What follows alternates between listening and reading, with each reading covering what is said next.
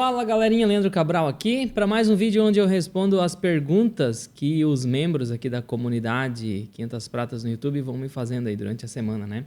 E pra gente começar, eu vou puxar uma pergunta aqui ó, do Cassiano. O Cassiano já tá 8 meses aqui na comunidade, massa, bastante tempo, desde o começo quase, né, Cassiano? Ó, muitos influencers mostrando que se não reinvestir os proventos do FII de tijolo, não cobrem a inflação. Por exemplo, o HGLG11. Cara, vamos fazer uma análise, tá? E por que os influencers, né, que são contra fundo imobiliário e tal, que não gostam muito, eles usam esse argumento aí para tentar falar mal dos fundos imobiliários? Porque, pela lógica, um fundo imobiliário de tijolo, ele deveria corrigir a inflação, o valor da carteira dele, né? E o que a gente ganha de rendimento? Líquido. Porque quer ver só, vamos trazer um exemplo aqui para um apartamento. Você tem um apartamento aí que você comprou para alugar. Cara, você paga hoje 300 mil reais num apartamento, quem tem condições de comprar lá para alugar, você vai colocar um inquilino lá, vai conseguir mais ou menos 0,5% ao mês, tá? Que aí vai dar 300 mil, 1.500 reais por mês, né? Beleza.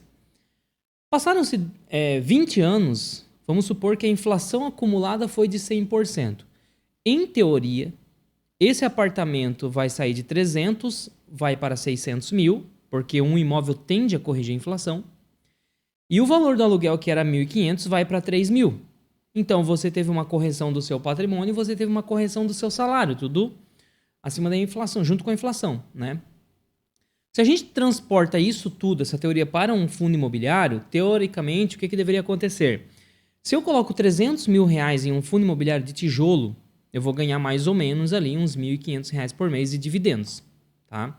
Até um pouquinho mais, né? O tijolo geralmente paga, o fundo imobiliário consegue pagar um pouquinho mais do que imóvel. Então eu vou conseguir uns 1.700, 1.800 reais. Beleza. Passaram-se 20 anos, o que deveria acontecer? O valor patrimonial desse fundo imobiliário deveria ter corrigido essa inflação. Então, de 300 mil deveria ter ido para 600 também. O valor que eu recebo de proventos desse fundo imobiliário, ele deveria ter também dobrado se a inflação foi de 100% nesse período. E aí, isso não aconteceu nos últimos anos. Essa é a grande crítica da galera. Mas por que não acontece? Porque, veja bem, gente, por mais que um imóvel ele tende a corrigir a inflação ao longo dos anos, eu já mostrei isso aqui para vocês, que tem estudos desde a década de 70 trazendo até hoje, e sim, os imóveis corrigem a inflação. Porém, ele não corrige assim, ó. Não é essa linha constante aqui, ó. A inflação está subindo aqui, o imóvel vai fazendo isso aqui, ó, atrás. Ou seja, imóvel tem ciclos. Todos os investimentos que eu vou avaliar que tem ciclos, eu preciso cuidar com o recorte que eu estou fazendo no tempo. Eu estou pegando um recorte de um momento favorável para o ciclo ou de um momento ruim. Essa galera que usa esse argumento para falar mal de fundo imobiliário, eles estão fazendo um recorte no tempo, eu já vou mostrar aqui na tela, usando um ciclo ruim do setor imobiliário. Dá uma olhada aqui nessa planilha, que argumento que eu estou falando. Essa planilha aqui, ó, é a evolução do FIPZAP. FIPZAP é a principal métrica aí de evolução do preço dos imóveis no Brasil, tá? É o índice oficial que as corretoras... as imobiliárias usam, né? Os corretores de imóveis, FIPZAP. O que acontece aqui? Vamos entender esse gráfico? Deixa eu aumentar um pouquinho mais aqui para você poder enxergar melhor aqui. O que acontece? Nós temos uma linha verde, e o que é essa linha verde? Índice FIPZAP, ou seja, o preço da venda dos imóveis, a linha verde. E aí nós temos a linha roxa, que é o IGPM, e a linha laranja aqui, né, que é o IPCA. Vamos esquecer a linha roxa, não vamos falar de IGPM agora, vamos trabalhar o IPCA. Porque essa é a crítica dos influencers. Porque o fundo imobiliário não corrige a inflação. Então vamos se atentar à linha verde, que é valor de venda dos imóveis, e a linha laranja, que é a inflação. O que acontecia, gente? Lá atrás, de 2009 até, eu vou pegar até janeiro de 2015. Por quê? Porque aqui, ó, existiu um cruzamento de informação. Tá? Existia um cruzamento nessa linha. O que acontecia? Até esse período, o imóvel ele valorizava anualmente acima da inflação. E veja que a gente teve um pico aqui, ó, de 30,77%. O que aconteceu aqui? Em junho de 2011, eu pude perceber que os imóveis estavam valorizando 30% ao ano, enquanto a inflação estava aqui na casa de 7, 8% ao ano. Ou seja, eu ganhava mais dinheiro investindo em imóveis do que a inflação. Eu tinha ganho real investindo em imóveis. E isso se manteve até janeiro de 2015. Foi quando o cenário mudou. Foi quando o ciclo do setor imobiliário ele entrou num cenário de baixa. Ou seja, os imóveis pararam de valorizar praticamente.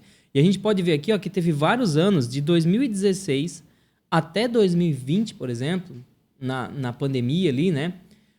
A gente viu o preço dos imóveis no Brasil estagnado. Qual que era o crescimento? 0%. Não existiu crescimento no setor imobiliário. Zero. Dali para frente, a gente começou a ver uma retomada. De 2020 para frente, o setor imobiliário ele começou a retomar um pouquinho aqui, ó. Mas veja que ele continuou crescendo abaixo da inflação. Agora, de 2023 para cá, a gente consegue ver a valorização dos imóveis pelo índice FIPE-ZAP comparado com o IPCA, que é o índice de inflação do Brasil, eles estão caminhando mais ou menos junto. Como que eu jogo isso aqui para os fundos imobiliários? Pensa comigo, um fundo imobiliário de tijolo, que ele nasceu em 2016, até 2020, teoricamente, ele não precisaria ter não teria como ele ter valorização nenhuma do valor patrimonial. Por quê? Porque o ciclo do setor imobiliário não permitiu isso. É por isso que ele não corrigiu nem a inflação. Agora, como eu falei para você, nós já vamos voltar aqui. A gente tem aqui ó, a inflação, ela está subindo. O setor imobiliário ela, ó, cresce acima da inflação, abaixo da inflação, acima da inflação, abaixo da inflação. Então, agora que essa galera está falando mal dos fundos imobiliários, é por quê? Porque eles estão olhando um período aqui, ó, em que aqui inflação, aqui setor imobiliário cresceu abaixo da inflação. Aí faz esse recorte no tempo, olha daqui 5 anos para trás, olha 6, 7, 8 anos para trás e fala, investir em fundos imobiliários é uma porcaria, porque não corrige nem a inflação. Aí quando a gente pega agora esse momento que a gente tem uma inversão do ciclo, que os imóveis começam a se valorizar mais que a inflação, que aí começa a existir ganho real no setor imobiliário, é o momento que muita gente pula fora. Por quê? Porque olhou o histórico e disse, realmente não é um negócio bom. Então você nunca vai olhar nos investimentos só para o passado. Você tem que aprender a olhar para frente. Você tem que fazer projeções. Beleza? E aí, vamos supor que agora o cenário inverte, o ciclo imobiliário começa a dar bastante dinheiro aqui, né, ganho real. Daqui a 5 anos, vai ter um monte de gente dizendo, olha, investir em fundos imobiliários, 8ª maravilha do mundo. Ganhou de lavada da inflação. Aí um monte de gente volta a comprar quando? Quando estamos chegando no final do ciclo positivo mais uma vez. É sempre assim. Então para de seguir essa... Não é que você precisa parar de seguir as informações que tem na internet, mas você precisa aprender a interpretar as informações. Não é assim, tem um monte de influencer falando mal. Baseado em quê? Qual que é a lógica do cara? Qual que é o estudo por trás? E até que ponto faz sentido o que ele está falando? Entendeu? Agora vamos imaginar o seguinte.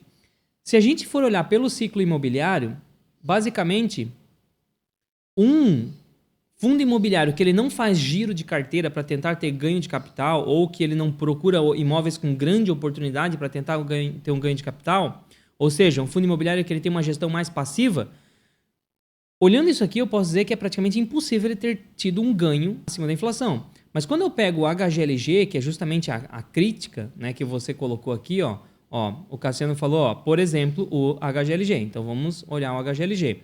O HGLG de 2015 até hoje, sim, teve valorização patrimonial. O patrimônio líquido dele era R$ 104,00 por cota e hoje está ali em R$ 157,00 por cota. Quando eu dou uma... eu estou falando de 2015 até hoje. Quando eu dou uma olhada aqui na tabela, em 2015 foi justamente, gente, quando os imóveis começaram a valorizar menos que a inflação, de acordo com o índice FIPE-ZAP. Então, como é que o HGLG conseguiu corrigir? E será que ele corrigiu algo próximo da inflação? Vamos calcular. Eu puxei a calculadora aqui, ó, do IBGE e eu coloquei, ó, em dezembro de 2015, certo? Que é quando a gente começa aqui, ó, dezembro de 2015, R$ 104,16. Coloquei esse valor aqui, ó. Corrigi até o mês 4 de 2024. Quanto que deu? R$ 161. Isso aqui é o valor corrigido pela inflação, R$ 161. Quanto que está hoje o valor patrimonial do HGLG? 157. Está praticamente encostado. Ou seja, parabéns pro pessoal da HG. Fizeram um puta de um trabalho que mesmo o setor imobiliário estando uma porcaria nesse cenário aqui, os caras ainda assim conseguiram corrigir a inflação. Isso aqui é ativo de qualidade. Tá entendendo?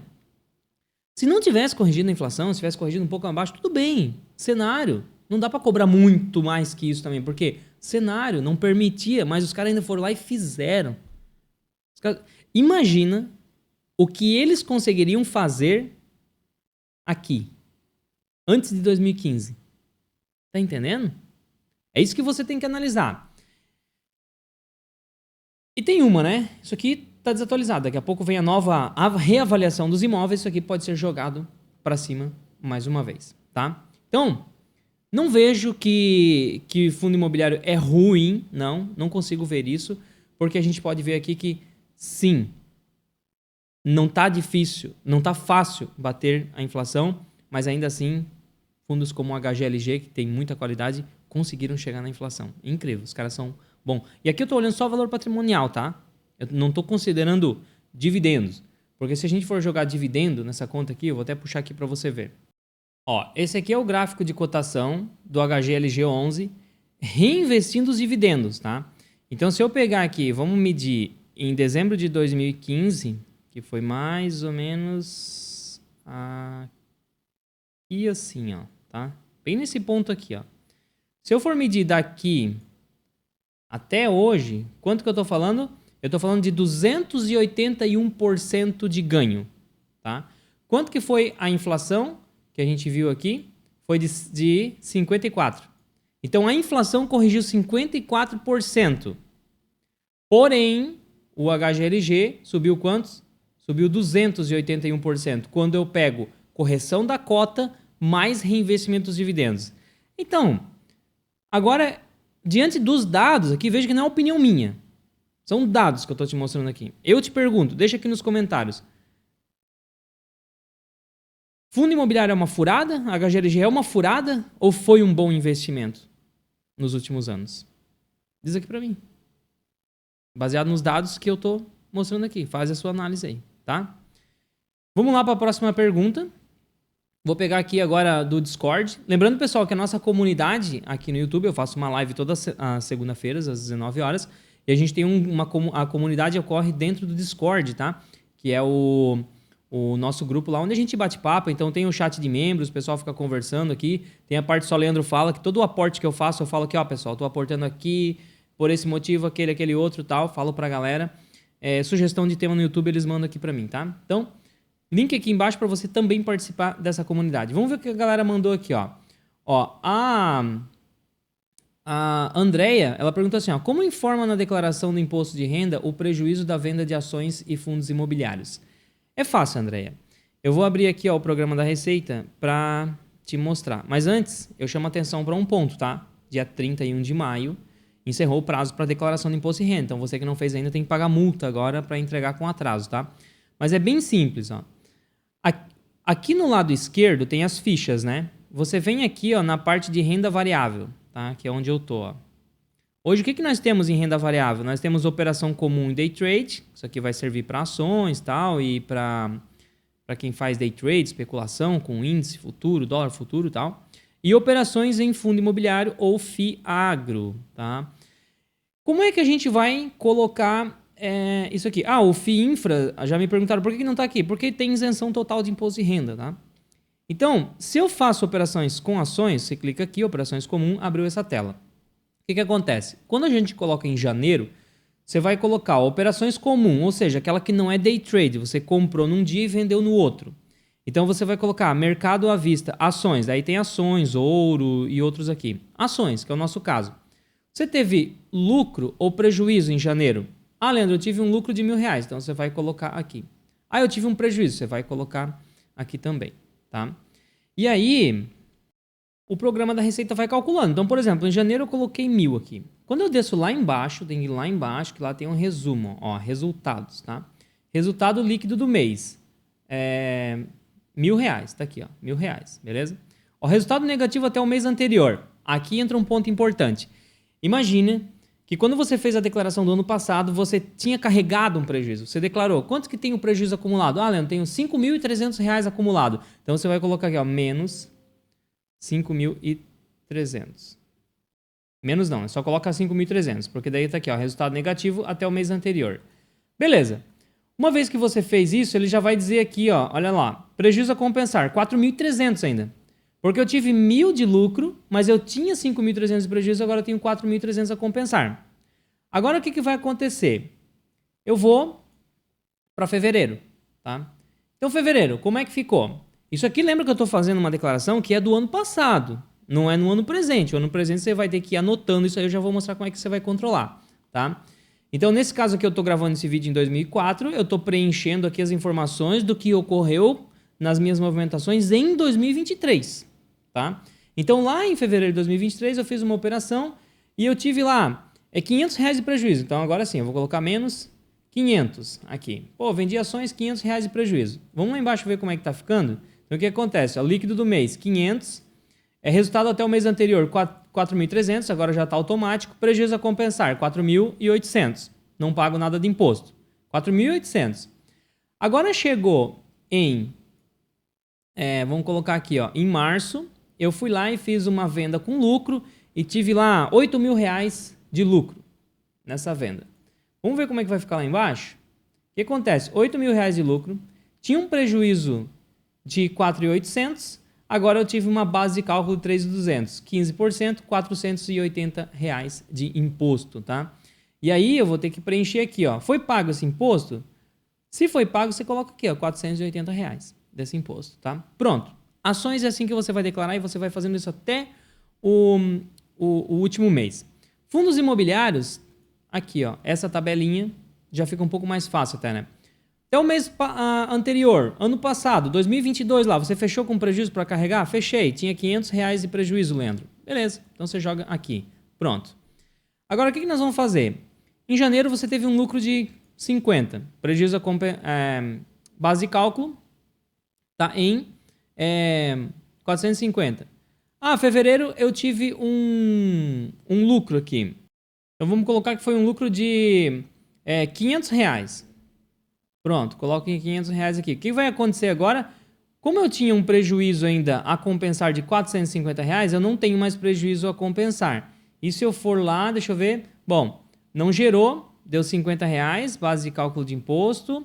Prejuízo a compensar não tem, alíquota de imposto 20, imposto devido R$10. Tá aqui, ó, já deu o valor da DARF. E aí eu vou colocar aqui quanto que eu paguei, se eu paguei essa DARF, não paguei. Pronto, você vai fazendo isso até o mês de dezembro. Isso aqui é no ano passado. Beleza, Leandro, e como é que eu vou controlar tudo isso aqui? Eu vou te mostrar. Bom, na planilha da Estratégia 500 Pratas, que eu forneço para todos os alunos do curso da Estratégia, e em breve nós teremos nova turma, tá? Vou deixar o link aqui para você se cadastrar na lista de espera. Você recebe essa planilha e, pensando já na parte de imposto de renda, eu tenho uma aba aqui, ó, que é Imposto de Renda, FIIs e Ações. E aqui eu deixei até eu deixo um preenchimento simulado aqui para a pessoa entender, tá? Você vai limpar isso aqui, a hora que receber sua planilha. E aqui você vai cadastrando exatamente igual ao programa da Receita, tá aqui na planilha. Você vai cadastrando todos os meses. Quando virou o ano que você vai fazer a declaração de imposto de renda, pronto, já está tudo aqui anotado. É só você fazer copia, cola lá no programa da Receita e não tem erro. Você não tem que ficar resgatando, você já controlou durante os meses, tá? Então, tem isso aqui que funciona da mesma forma que o programa da Receita, tá? Você joga aqui, ó, resultado negativo, veja que é igualzinho. Vou até trocar aqui, ó. Olha só, o quadro do programa da Receita, tá vendo? E olha o quadro da planilha 500 Pratas. É igualzinho, mesmo princípio de cálculo, base de imposto de renda, tudo igualzinho da Receita, beleza? Então tá aqui esse recurso para você. Vamos ver outra pergunta que fizeram aqui no Discord. Foi da Rosi. A Rosi falou assim, ó. Leandro, junta tudo que você tem disponível para aposentados, aqui em termos de conhecimento, né? Com o patrimônio conquistado para viver de renda nos próximos 30 anos. Ela estimou aqui, né? Que vai viver nos próximos 30 anos. Vai viver mais, Rosi, relaxa aí. Com ganho de capital ou, no mínimo, correção monetária e põe numa só aula, por favor. Então, vamos lá. Rosi, a primeira coisa que eu faria aqui é a gente calcular para ver onde que estarão os seus investimentos, qual é o risco que você vai correr. Então, tudo isso é por aqui que a gente começa. Essa planilha aqui, ó, é a planilha que eu uso na minha consultoria, tá? Se você tem um patrimônio formado, até o seu caso, Rosi, e quer ajuda para montar uma carteira, me chama aí. Sou consultor de investimentos, autorizado pela CVM, e eu te ajudo a montar essa carteira aí, tá? Então, link aqui na descrição também. O que a gente faz? Vamos imaginar, Rosi, que você tem R$1 milhão aí. Então eu coloco aqui, ó, você tem R$1 milhão. E aí, pô, se você já quer aposentar, nós não vamos mais fazer aporte. Cancela aporte. Rendimento. Vamos partir de 12%, mas isso aqui vai depender do tamanho do seu patrimônio, do quanto você vai precisar para viver de renda. Isso aqui vai variar, tá? Mas vamos partir de 12%. Inflação projetada tá quanto? Tá 5%, tá? Rendimento líquido que essa carteira vai gerar uns 7%. Isso aqui é para a gente não corroer o teu patrimônio. Nós vamos usar só o que está acima da inflação, para você viver de renda. Qual é a renda mensal que daria para gerar com uma carteira dessa? Em torno de uns R$5.600, tá? Agora entra a questão. Você me disse que já é aposentada. Imagino que você já é aposentada pelo INSS. Vamos lá. Qual que é o seu custo de vida? Vou imaginar que o teu custo de vida é R$10.000, tá? Então tá, você tem um custo de vida de R$10.000, mas se você já é aposentada pelo INSS, vamos imaginar que você ganha R$4.000, então você precisa que a tua carteira te pague pelo menos uns R$6.000. É isso que é o seu custo de vida? Tá aqui, ó. Beleza? É o seu custo de vida. Já descontando o que você recebe do INSS. Então, veja que a tua carteira ainda não pagaria a tua conta. Você não pode viver da renda dela. Então, nesse primeiro momento, você iria reinvestir esses dividendos aqui para que tenha um crescimento acima da inflação a tua carteira. E aí, tudo dando certo, você teria mais ou menos 1.120.000 no segundo ano, que já vai ter uma renda aqui um pouco maior do que o que você precisa, começa a sobrar uma graninha, tá? O que você pode fazer aqui? Esse é o momento da virada de chave. Você não precisa começar a gastar todos esses 6.300 que a sua carteira disponibilizou, que é o que você precisa aqui no seu complemento. Você vai usando um pouco menos, dá uma folga para a sua carteira continuar crescendo e cada vez você vai aumentando, vai dando mais qualidade aí pro seu padrão de vida, tá? Enfim, mas é essa conta que você vai fazer. Agora, baseado nessa conta, nós vamos decidir onde que nós vamos botar o dinheiro. Leandro, eu preciso já. Eu tenho R$1 milhão e eu preciso viver de renda hoje. Então vamos puxar 13% aqui, ó. Qual que é o problema? Quando eu puxo 13%, eu tenho que trazer mais risco para a carteira. Tá? Agora imagina, e aí nós vamos fazer uma composição aqui com ações, fundos igumobiliários, renda fixa, exterior, para a gente conseguir esses 13. Imagina que você me diga assim, não, peraí, eu tenho 10 milhões aqui de reais já. Guardei, opa, vamos lá. 10, 1, 2, 3, 1, 2, 3. Tenho 10 milhões de reais. E o meu custo de vida é R$20 mil, né? Tirando lá o que eu tenho do INSS, eu preciso de 20 mil. Então tá, com 10 milhões nós vamos gerar 64 mil nessa carteira. Você precisa só 20. Para que correr risco à toa? Eu vou derrubar o rendimento da sua carteira para uns 10% e nós vamos manter nisso aqui, ó.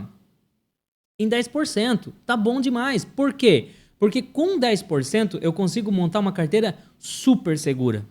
E aí nessa carteira eu vou fazer com que você tenha o seu patrimônio de 10 milhões, que é bastante dinheiro protegido, porque dá para nós proteger bastante teu patrimônio para render só 10%. Quando eu busco muita proteção, eu abro mão de retorno, tá? E ainda assim nós vamos ter um puta de um salário aqui que você pode gastar mais de 20 mil por mês. Fica tranquila, gasta 30. E ainda assim nós vamos ter muita segurança na tua carteira e você vai conseguir viver de renda tranquilamente. Tá entendendo?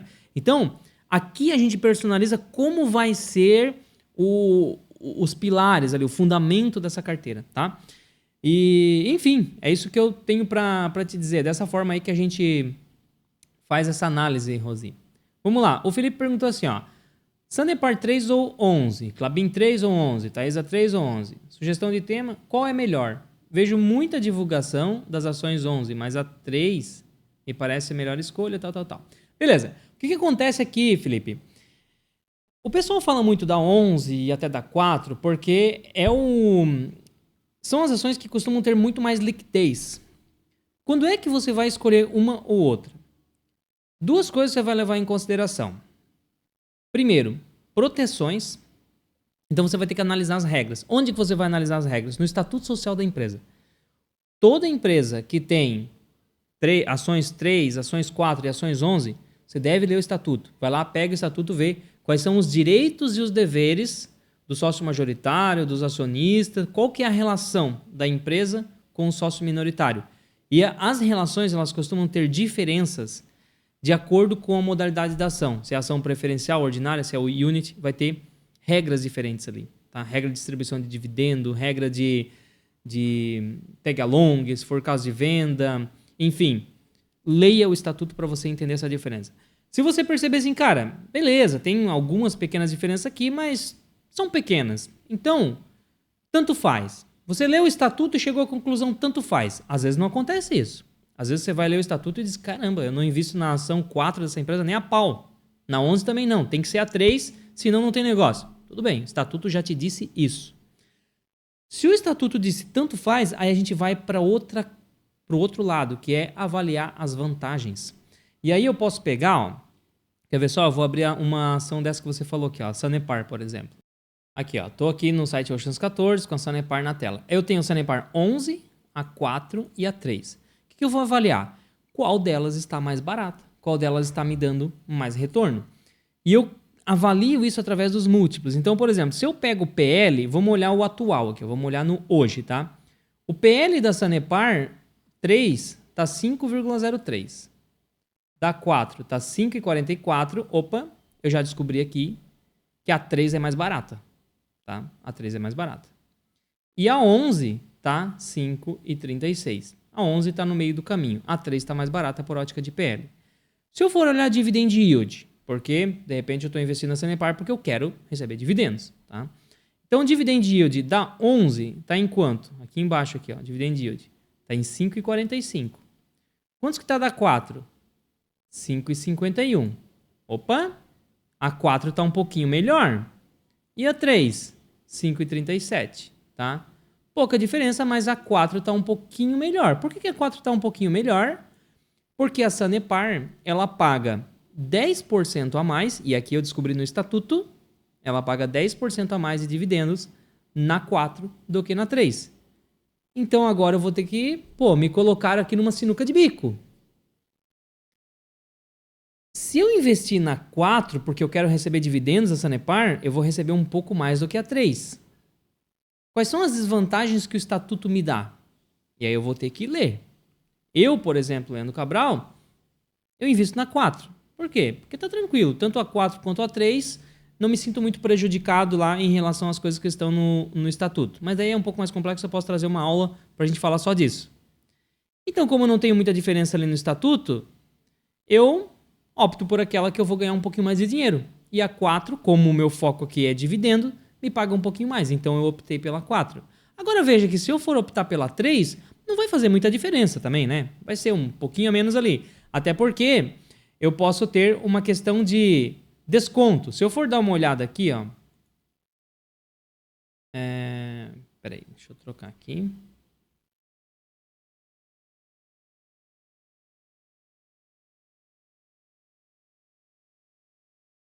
Aqui, ó. Vamos colocar aqui, ó. SAPR3. Sanepar 3 está 5,18. Tá? 5,18. E a 4 tá 5,59. Aí aqui eu vou comparar, porque como tá mais barata a 3, a diferença de dividend yield é pequena. Mas se elas estivessem no mesmo preço, eu ia receber bem mais dividendo na 4 do que na 3, entendeu? Então, você tem que jogar tudo isso aí numa balança e fazer a comparação para ver qual vai estar melhor naquele momento ali que você vai começar a montar a posição, tá? Então, essa aí é a análise que eu faço. Vamos lá. Tenho mais uma perguntinha aqui do nosso amigo Anderson, aqui dentro da comunidade também. Ele falou: olá, Leandro, poderia, por gentileza, falar sobre a marcação a mercado no título do Tesouro dos Estados Unidos, nos longos, né? Nas últimas movimentações de vender NVIDIA e aportar nisso, sugerem o tema. Eu fiz uma vendazinha da NVIDIA, né? Na minha carteira e eu expliquei pro pessoal da comunidade aqui porque, cara, é incrível, né? A NVIDIA não dá pra entender o que tá acontecendo com essa empresa. Claro que dá, né? Demanda, tal, tá oferecendo um tipo de produto que pede isso, né? Mas veja nos últimos 5 anos aqui em 2022, tá no YouTube aqui, eu fiz vídeo mostrando a minha tese por que eu tava começando a investir nessa empresa, tá? Nesse ponto aqui, ó, logo depois dessa queda aqui. Se a gente for pegar daqui até hoje, já foram aí 570%, que é mais ou menos o que bateu, né? Eu mostrei pro pessoal da comunidade a minha posição em NVIDIA passando de 500%, né? Então acabei distorcendo a carteira, vendi um pouco e tomei outras decisões de investimento. Entre as decisões de investimento que eu tomei, e eu sempre, qualquer aporte que eu faço, movimentação, eu aviso o pessoal da comunidade aqui no Só Leandro Fala, tá? E aí o Anderson perguntou, ó, entre essas decisões, eu também aportei nos títulos longos dos Estados Unidos para fazer marcação a mercado. O que acontece? Existe um título aqui, eu vou mostrar aqui, ó. Ó, montei o quebra-cabeça aqui na tela para vocês entenderem. Aqui embaixo, nessa linha mais grossa, o que eu tenho aqui? Os juros futuros dos Estados Unidos, de 10 anos, tá? Aqui, ó, peguei o 10 anos.